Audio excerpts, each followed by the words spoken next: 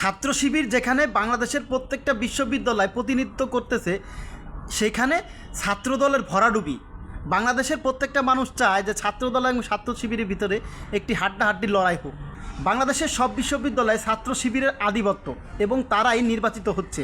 এদিকে ছাত্রদল যেভাবে তারা গোহারা হাঁটছে, এতে বাংলাদেশ জাতীয়তাবাদী ছাত্রদলের যে ঐতিহাসিক একটি সুনাম, সেটা ইতিমধ্যেই নষ্ট হয়ে গেছে।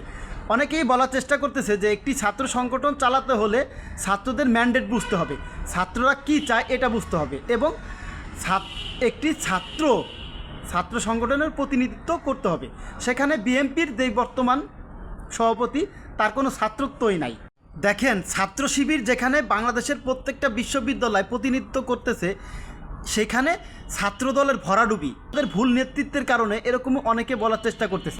বাংলাদেশে যারা ছাত্রদল বিরোধী, তারাও চায় না যে ছাত্রদল এভাবে গোহারা হারুক। সবাই চায় যে বাংলাদেশের ছাত্রদল একটি ভালো পজিশনে দাঁড়াক। দেখেন, বিবি নুরুল হক নূর একসময় ঢাকা বিশ্ববিদ্যালয়ের ভিপি ছিলেন। তিনি আক্ষেপ করে বলেছেন যে বর্তমান তরুণ প্রজন্ম কেন ছাত্র শিবিরকে বেছে নিচ্ছে, ছাত্রদলকে কেন বেছে নিচ্ছে না। এটা নাকি তার জন্য লজ্জার। কেন ছাত্র শিবিরকে বর্তমান মানুষ বেছে নিচ্ছে, এই বিষয়টাও তার বোঝা উচিত যে বর্তমান প্রজন্ম এবং বর্তমান স্টুডেন্টরা একটি নিরাপদ ক্যাম্পাস দেখতে চায়। ওই নিরাপদ ক্যাম্পাস কাদের হাতে নিরাপদ, ওই জিনিসটা চিন্তা করে হয়তো ছাত্র শিবিরকে ভোট দিচ্ছে। এখন ছাত্রদলকেও এরকমভাবে তাদের দল গঠন করতে হবে যেন আগামীতে মানুষ বুঝতে পারে যে ছাত্রদলের কাছেও মানুষ নিরাপদ। এখন নতুন প্রজন্মের স্টুডেন্টরা মনে করে ছাত্রদলের কাছে তারা নিরাপদ না, যার কারণে তাদেরকে ভোট দেয় না। এরকমটাই অনেকে বোঝানোর চেষ্টা করতেছে। দেখেন, এখনও সময় আছে ছাত্রদলকে নতুন করে ছাত্রদলটা গঠন করা।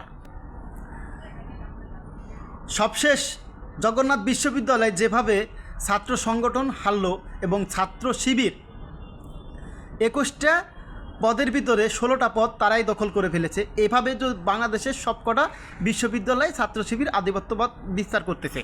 এখন ছাত্রদলকে যদি তাদের দলটাকে পুনরায় সুন্দর করে গঠন না করে, তাহলে আগামীতে এর প্রভাব জাতীয় নির্বাচনে পড়তে পারে। অনেকে এরকমটাই মনে করে।